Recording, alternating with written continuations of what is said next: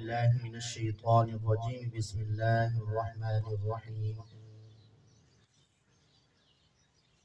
وإذا مس الإنسان الضر دعانا لجنبه أو قاعدا أو قائما فلما كشفنا عنه ضره مر كأن لم يدعنا إلى ضر مسه صدق الله العلي العظيم وصدق رسوله النبي الكريم الأمين قال الله تبارك وتعالى في شأن حبيبه مخبرا وآمرا إن الله وملائكته يصلون على النبي يا أيها الذين آمنوا صلوا عليه وسلموا تسليما تمام حضرات بآواز بلند درود شریف پڑھ لیں الصلاۃ والسلام علیک یا رسول اللہ وعلی آلک واصحابک یا حبیب اللہ مولاي صل وسلم دائما ابدا على حبيبك خير الخلق كلهم هو الحبيب الذي ترجى شفاعته لكل هول من الاهوال مقتحم صلى الله تعالى على خير خلقه ونور عرشه محمد وآله واصحابه اجمعین۔ تو قرآن پاک کی جو آیت میں نے آپ کے سامنے تلاوت کی ہے اس کے اندر اللہ پاک نے انسان سے ایک شکوہ کیا ہے اور وہ شکوہ انسان کو دور کرنا چاہیے اور اپنی زندگی کے اندر اس شکوے کو اپنانا نہیں چاہیے، جتنی جلدی کوشش ہو سکے اس شکوے کو دور کریں۔ وہ شکوہ کیا ہے؟ اللہ پاک نے ارشاد فرمایا سورۃ یونس کے دوسرے پارے کے اندر وَإِذَا مَسَّ الْإِنسَانَ الضُّرُّ دَعَانَا لِجَنبِهِ أَوْ قَاعِدًا أَوْ قَائِمًا، کہ جب انسان کو کوئی تکلیف پہنچتی ہے، کوئی مصیبت، کوئی دکھ اس کو ہوتا ہے، لیٹتے کھڑے بیٹھے ہر صورت میں ہم کو پکارتا ہے اے اللہ میری یہ تکلیف ہے دور کر دے، اے اللہ میرا فلاں دکھ ہے دور کر دے، میں فقیر ہو گیا ہوں، محتاج ہو گیا ہوں، میری یہ محتاجی دور کر دے۔ کہ جب ہم اس انسان سے وہ تکلیف دور کر دیتے ہیں تو وہ ایسے ہو جاتا ہے جیسے کہ اس نے تکلیف میں ہم کو پکارا ہی نہیں تھا، یعنی بالکل انسان بھول جاتا ہے اور ہم کو پکارنا، ہم سے دعا کرنا، ہم سے مانگنا جو ہے وہ سراسر بھول جاتا ہے۔ انسان کو ایسا کرنا نہیں چاہیے۔ اب وہ انسان ہے کون؟ مفسرین کرام فرماتے ہیں اس انسان سے مراد کافر انسان ہے، لہذا کافر انسان کا یہ طریقہ ہے جب اس کو کوئی تکلیف پہنچتی ہے، کوئی دکھ ہوتا ہے تو اس وقت وہ پکارتا ہے، جب اس کی تکلیف دور ہوتی ہے تو وہ سراسر بھول جاتا ہے۔ لہذا مومن کے اندر ایسا نہیں ہونا چاہیے۔ اگر ہم مومنوں میں سے کسی کے اندر یہ کوئی جی کمی کوتاہی پائی جا رہی ہے کہ جب کوئی تکلیف آئے تو رب تعالیٰ کو دن رات پکارتے ہیں، اگر تکلیف دور ہو جائے تو پھر بھول جاتے ہیں، ابھی سے یہ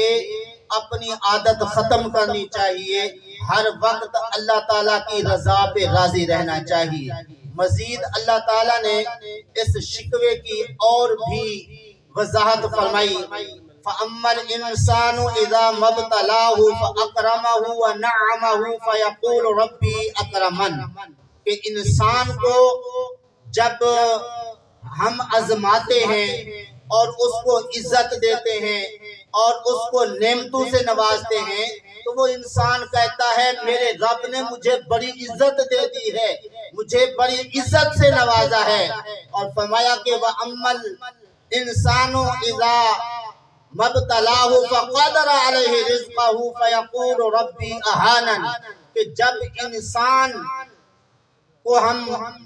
آزماتے ہیں کس طرح مال واپس لے لیتے ہیں، اس کی جو روزی ہوتی ہے تنگ کر دیتے ہیں، اس کو محتاج کر دیتے ہیں، فوری طور پہ وہ کہنا شروع کر دیتا ہے میرے رب نے تو مجھے ذلیل ہی کر دیا ہے، میں ہی اللہ تعالیٰ کے حضور نظر آیا تھا اور مجھے مالدار کرنے کے بعد پھر مجھے فقیر کر دیا ہے، مجھے ذلیل و رسوا کر کے رکھ دیا ہے۔ تو فرمایا یہ کون انسان کہتا ہے؟ کافر انسان، کہ جب اس کو فراوانی ملے، نعمتیں فراوانی سے ملے، خوش ہوتا ہے، اللہ نے مجھے مالدار کر دیا، میری اللہ نے عزت بڑھا دی۔ لیکن جیسے اس کو کوئی دکھ ہوتا ہے، تکلیف ہوتی ہے، اس کی روزی تنگ ہوتی ہے، تو وہ کہتا ہے مجھے تو میرے رب نے ذلیل کر دیا ہے۔ تو ذرا غور فرمائیے، کیا آیا ہمارے اندر تو ایسی کوئی بات نہیں ہے؟ اگر ایسی ہے تو فوری طور پہ اپنے اندر سے یہ عادت نکالیں، ہر صورت میں، ہر حال میں اللہ پہ خوش رہنا چاہیے۔ اگر اللہ تعالیٰ مال دے دے پھر بھی اس کی رضا پہ راضی رہنا چاہیے، اگر روزی تنگ کر دے پھر بھی اس کی رضا پہ راضی رہنا چاہیے، اس لیے کہ مومن بندے کا کام ہی یہی ہے کہ ہر حال میں اپنے رب پر خوش رہے۔ حضرات گرامی، ہمارے اندر یقیناً یہ کمی پائی جاتی ہے کہ اگر روزی فراوانی سے ملے تو خوش ہوتے ہیں، تھوڑی سی تنگی ہو تو پھر پریشان ہو جاتے ہیں۔ ذرا یہ بھی غور فرمائیے، جس کو مال زیادہ ملتا ہے، فراوانی سے ملتا ہے، اللہ اس کو بھی مال کے ذریعے آزماتا ہے، اور کبھی انسان کو مال میں کمی کر کے بھی آزماتا ہے۔ تو اس لیے ہر آزمائش کے اندر بندے کو کامیابی حاصل کرنے کی کوشش کرنی چاہیے۔ جب مالدار اللہ تعالیٰ اسے بنا دے، اس کی راہ میں خرچ کرے، غریبوں کا حق ادا کرے، زکوٰۃ دے، اور اس طرح صدقہ و خیرات وقتاً فوقتاً جو ہے وہ کرتا رہے، اور اس طرح مال جمع کر کے اپنے پاس نہ رکھے۔ اس لیے کہ اللہ فرماتا ہے، اب وقت نہیں ہے میں قرآن آیاتیں بھی پڑھتا رہوں، میں صرف مفہوم عرض کر دیتا ہوں کہ اللہ فرماتا ہے جب کوئی ہماری راہ میں خرچ کرنے سے کنجوسی کرے گا، بخل کرے گا، ہم وہ اس سے مال واپس لے کے کسی اور کو دے دیں گے، وہ ہماری راہ میں جو ہے خرچ کرتا رہے گا، اور وہ پہلے کی طرح کنجوس اور بخیل نہیں ہوگا۔ کئی ایسی مثالیں دیکھی گئی ہیں کہ اللہ نے لوگوں کو مال سے نوازا، آخرکار انہوں نے ناشکری کی، اللہ نے مال واپس لے لیا۔ پھر وہی بات کہ ہم اتنے مالدار تھے، اللہ نے ہمیں ذلیل کر دیا، اللہ تعالیٰ نے ہمیں جناب مالدار کر کے پھر ہماری روزی چھین لی۔ تو اس طرح شکوے شکایات کرتے رہتے ہیں۔ یہ شکوے شکایات جو ہیں بندے کے لیے بڑے نقصان دہ ثابت ہوتے ہیں، اس لیے کہ ایک بندہ اگر کسی بندے کے سامنے کسی کا شکوہ کرے تو کتنا اس جس کا شکوہ کرتا ہے اس کو غصہ آتا ہے۔ یہ تو خالق و مالک ہے، جب کوئی اس کا شکوہ کرے گا کہ ہمارے رب نے دیکھو ہمیں ایسے کر دیا، تو کتنا بڑا اللہ تعالیٰ ناراض ہوگا۔ تو اس لیے حضرات محترم، آج کے اس درس سے ہمیں یہ سبق ملا، مال زیادہ ملے تو پھر بھی اللہ کی طرف سے آزمائش، اگر مال تھوڑا ملے پھر بھی اللہ کی طرف سے آزمائش۔ اس آزمائش میں کامیابی کس طرح حاصل کریں گے کہ اللہ کی راہ کے اندر اللہ نے مال دیا ہے تو وہ خرچ کریں، اگر روزی کم کر دی ہے، تنگ دستی ہے، پھر بھی اللہ تعالیٰ کی بارگاہ میں شکریہ ادا کرنے، میرا رب ہم راضی ہیں، جس حال میں تو رکھے ہم راضی ہیں۔ جو اللہ کی رضا پر راضی رہتے ہیں، شکوے شکایات نہیں کرتے، نہ اپنے بارے میں کسی کو شکوہ کرنے دیتے ہیں، پھر اللہ تعالیٰ اپنی رحمت سے کس طرح نوازتا ہے۔ آئیے مشکوٰۃ شریف کی حدیث سنی ہے، آقا کریم صلی اللہ علیہ وسلم کے ایک صحابی اپنے گھر میں آئے، گھر کے اندر نظر دوڑائی، کھانے کے لیے کچھ نہیں ہے، گندم کا دانہ تک نہیں ہے، تو وہ پیچھے گھر سے باہر چلے گئے۔ وہ جو ان کی بیوی تھی صحابیہ، ماشاءاللہ خوش نصیب جی صحابہ کرام جو ہر وقت ہر حال میں اللہ کی رضا پر راضی رہتے تھے، وہ خوش نصیب سعادت مند خاتون صحابیہ اٹھی، چکی جو ہاتھ سے پیسنے والی تھی اس کو تیار کیا، اس کا گرون صاف کیا، اور ساتھ ساتھ تنور کے اندر آگ لگائی، اور پھر اس کے بعد اللہ کی بارگاہ میں ہاتھ اٹھا کے کہتی ہے، اے اللہ تو ہماری حالت کو جانتا ہے، ہمارے گھر میں کھانے پینے کے لیے کچھ نہیں ہے، اور میں میرے رب میں نہیں چاہتی کہ کوئی ہمارا عزیز رشتہ دار اور ہمسایہ آ کے ہماری اس حالت کو دیکھے اور تیری شان کے بارے میں کوئی بکواس کرے۔ تو اس لیے اے میرے مولا کسی کے ہمارے گھر میں آنے سے پہلے کرم نوازی فرما دے۔ ہماری یہ صورتحال جو ہے تنگ دستی والی اور کھانے کے لیے ہمارے اندر ہمارے گھر میں کچھ نہیں ہے، اپنے فضل و کرم سے اس کا کوئی انتظام فرما دے۔ ابھی وہ سعادت مند خاتون ہاتھ اٹھائے ہوئے تھے، کیا دیکھتی ہے چکی کے گراؤنڈ کے اندر آٹا آنے لگا، یہاں تک کہ وہ آٹے سے چکی کا گراؤنڈ بھر گیا۔ پھر وہ خاتون اٹھی کہ جلدی سے وہ برتن اٹھائے اور آٹا گوندھ کے تنور پر لے جائے، لیکن اس خاتون کے اس چکی کے پاس جانے سے پہلے برتن کے اندر وہ آٹا آ گیا، خود بخود گوندا گیا، اور پھر وہ اٹھی چلو اٹھا کر روٹیاں لگائیں۔ ان کے جانے سے پہلے وہ آٹے والا تھال بھی تنور پہ پہنچ گیا، خود بخود روٹیاں بھی لگ گئیں، خود بخود باہر بھی نکل آئیں، اور اس خاتون نے وہ روٹیاں سنبھالی۔ اتنے میں صحابی رسول آ گئے اور آ کے پوچھا، ہاں جی سعادت مند بنتی بتا کوئی اللہ نے ہمارے لیے انتظام فرمایا؟ کہا ہاں اللہ نے بہت ہی بڑا کرم فرمایا کہ میں نے چکی تیار کی اور میں نے اس چکی کو پیسا نہیں، میں نے صرف دعا ہی کر دی ہے، وہ گراؤنڈ آٹے سے بھر گیا۔ پھر میں نے چاہا آٹا لے کر گوندوں، میرے جانے سے پہلے آٹا بھی گوندا گیا۔ پھر میں نے چاہا کہ روٹیاں میں خود جا کے لگاؤں، میرے جانے سے پہلے اور روٹیاں بھی لگ گئیں، نکل بھی آئیں۔ تو وہ صحابی رسول حیران ہو کے کہتے ہیں چلو میں دیکھوں تو صحیح کہ اس چکی کے اندر کتنے ایک دانے ہیں۔ تو جا کے دیکھا تو نیچے تو کچھ نہیں تھا، وہ تو غیبی مدد ہوئی تھی اللہ تعالیٰ کی طرف سے۔ پھر آقا کریم صلی اللہ علیہ وسلم کی پاک بارگاہ میں جا کے عرض کرتے ہیں، آقا ہمارے گھر میں اللہ نے آج کوئی خاص ہی کرم نوازی فرمائی ہے، ہمارے گھر میں کھانے کے لیے کچھ نہ تھا، میری بیوی نے ایسے کیا اور اس طرح میں چکی کے پاس کیا کہ دیکھوں یہ گندم کے دانے کہاں سے آئے۔ تو میں نے جب اوپر والا پارٹ اٹھایا تو نیچے تو کچھ بھی نہیں تھا۔ ہمارے آقا کریم صلی اللہ علیہ وسلم نے فرمایا میرے صحابی تم وہ پارٹ اوپر والا نہ اٹھاتے، جب تک یہ پارٹ ادھر رہتا لوگ ادھر سے آٹا لے کر اپنا کھانا پکاتے رہتے اور یہ آٹا کبھی ختم بھی نہ ہوتا۔ تو ذرا غور فرمائیے آقا کریم صلی اللہ علیہ وسلم کے صحابہ اور صحابیات کتنا تنگ دستی کی حالت میں اللہ کا شکر ادا کرتے اور ہر حال میں اللہ تعالیٰ کی رضا پر راضی رہتے، پھر اللہ تعالیٰ کیسے ان کے ساتھ غیبی مدد فرماتا۔ تو اس لیے حضرات گرامی آج کل جس طرح مہنگائی کا دور ہے، ہر بندہ پریشان ہے، تو پریشان تو ہے ہی صحیح، لیکن کبھی یہ بھی سوچا کہ ہمارے ہاں یہ پریشانی کا عالم کیوں ہے، یہ تنگ دستی کیوں ہے؟ کبھی یہ سوچا ہے؟ اگر پہلے نہیں سوچا آج ہی سوچ لیں، اور جو ہمارے کرتوت ہیں، جو ہمارے اعمال ہیں، ان کی طرف توجہ کریں کہ کون سی ہم سے غلطی کوتاہی ہو گئی کہ جس کی وجہ سے یہ مہنگائی جو ہے وہ بڑھتی جا رہی ہے اور اس طرح گھر کے اندر تنگ دستی آ گئی ہے۔ یاد رکھیے آقا کریم صلی اللہ علیہ وسلم نے فرمایا جو لوگ ایک زمانہ آئے گا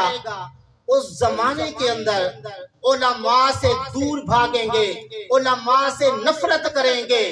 اللہ ان پہ ظالم بادشاہ مسلط کر دے گا اور ان کی روزی سے برکت اٹھا دے گا۔ آج کل دیکھیے کتنے لوگ علماء سے اہل علم سے پیار کرتے ہیں،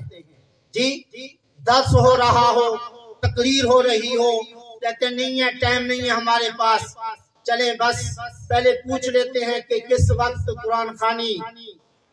کے بعد ختم شریف ہوگا، دعا ہوگی، چلو اس وقت پہنچ جائیں گے۔ حضرات گرامی یاد رکھیے یہ خوش نصیبی ہے کہ اللہ نے علماء جی ہمارے ہاں ہر محلے میں علاقے میں موجود کر دیے ہیں۔ اگر یہ علماء نہ ہوں ہم اپنا ایمان کھو بیٹھیں اور ان علماء کے پاس نہ بیٹھنے کا نقصان بھی آپ نے سماعت فرمایا۔ اب ایک فائدہ بھی سماعت فرما لیں۔ آقا کریم صلی اللہ علیہ وسلم نے ارشاد فرمایا کوئی کسی اہل علم سے میرا ایک فرمان سن لے گا، اٹھے گا نہیں، پہلے اس کے سارے گناہ بخش دیے جائیں گے۔ جب گناہ بخشے جائیں گے اللہ تعالیٰ اس بندے کو جو آقا کریم صلی اللہ علیہ وسلم کا فرمان سنے گا جب گناہوں سے پاک کر دے گا، اس صورت میں اس کی روزی بھی فراخ کر دے گا، اس کی تنگ دستی بھی دور کر دے گا۔ یہ مسلط بادشاہ، ظالم بادشاہ، ان سے بھی نجات مل جائے گی اور تنگ دستی جو ہے وہ بھی دور ہو جائے گی۔ بہرحال میں عرض کر رہا تھا اللہ نے انسان سے شکوہ کیا کہ تنگ دستی کی حالت میں اٹھتے بیٹھتے لیٹتے ہم کو پکارتا ہے، لیکن جب تنگ دستی دور ہوتی ہے تو وہ بالکل ہم کو بھول جاتا ہے۔ اور یہ بھی میں عرض کرتا چلوں ایک کمی ہمارے اندر یہ بھی ہے، کوئی بچہ امتحان کے اندر کامیاب ہو جائے نا، اچھے نمبر لے لے تو ماں باپ کہتے ہیں ہاں ہم نے جناب اتنی محنت کی، اچھی اکیڈمی کے اندر اس کو داخل کروایا، اچھے سکول اچھے کالج کے اندر داخل کروایا اور اتنی فیسیں ہم نے جمع کی، اب تک اگر اتنا ہمارا لاکھ روپے کا خرچہ ہو گیا، ہمارا بچہ اب بھی کامیاب نہ ہوتا تو پھر تو ہماری محنت ضائع ہوتی۔ اس لیے جناب ہم نے اتنا کچھ کیا ہے، اچھے اچھے استادوں سے ٹیچروں سے پڑھایا ہے۔ اللہ فرماتا ہے میرے بندے ذرا سوچ تو صحیح، یہ مال کس نے دیا تھا، لاکھ روپے کس نے دیے تھے؟ تجھے ٹیچر تو نظر آ رہے ہیں، اپنی محنت نظر آ رہی ہے کہ اتنا تو نے پیسہ خرچ کیا، تجھے یہ نظر نہیں آیا یہ پیسہ بھی میں نے دیا، یہ اولاد بھی میں نے تجھے دی، تجھے یہ خیال نہیں آیا کہ تو اتنا تو جملہ کہہ دیتا میرے رب کا کرم ہوا، میرے رب نے میرے بچے کو کامیاب کر دیا۔ اس طرف کوئی توجہ نہیں۔ اگر فیل ہو جائے بچہ کہتے ہیں بس اس کے نصیب میں تھا فیل ہو گیا، تو فیل اگر ہو جائے اس وقت اس کی قسمت ہوتی ہے، جب پاس ہو جائے اچھے نمبر حاصل کر لے اس وقت اس کی قسمت نہیں ہوتی، اس وقت یہ خیال نہیں جاتا۔ ہمارے رب نے کرم فرمایا۔ حضرات گرامی یہ چند شکوے تھے جو میں نے عرض کر دیے، اس لیے آئندہ ان شکووں سے اپنے آپ کو پاک کریں، یہ شکوے دور کریں، ہر حال میں رب تعالیٰ پر راضی رہیں۔ اگر شکوے کریں گے نقصان اپنا ہی ہوگا، وہ تو بے نیاز ذات ہے چاہے کوئی کافر جتنے بھی اللہ تعالیٰ کے بارے میں سخت کلمات کہتا ہے اللہ نے اسے بھی کبھی بھوکا نہیں چھوڑا۔ تو حضرات گرامی ہم تو مومن ہیں، بلکہ تورات کے اندر لکھا ہے اللہ فرماتا ہے میرے بندے میں آسمان بنایا زمین بنائی میں نہیں تھکا تو تجھے چند لقمے دیتے ہوئے تھک جاؤں گا۔ اس لیے اگر کماتے ہیں تو یہ سمجھ کر کہ یہ ہماری ذمہ داری تھی، اللہ نے فرمایا تم کماؤ، ہم نے کما لیا، باقی رزق کے اندر فراخی ہمارے رب نے دینی ہے، زیادہ تھوڑا ہمارے رب نے دینا ہے۔ تو بہرحال حضرات گرامی یہ کافر انسان کا کام ہے کہ جب تنگ دستی ہو تو وہ کہتا ہے اللہ نے مجھے ذلیل کر دیا، فراوانی ہو تو خوش ہوتا ہے۔ ہم مومن جو ہے ایسا کام نہ کریں۔ آقا کریم صلی اللہ علیہ وسلم نے فرمایا آخری بات کہ جو اللہ تعالیٰ کی تقدیر پر اور اپنی قسمت پر راضی خوش رہتا ہے، حضور فرماتے ہیں اللہ سب سے بڑا مالدار اس کو بنا دیتا ہے۔ تو اس لیے جو اللہ کا شکریہ ادا کرتے رہتے ہیں، تنگ دستی میں بھی وہ صبر کرتے رہتے ہیں، اللہ تعالیٰ سے راضی رہتے ہیں، تو اللہ تعالیٰ دلی چین بھی نصیب فرماتا ہے اور اللہ تعالیٰ انہیں روزی بھی دے دیتا ہے۔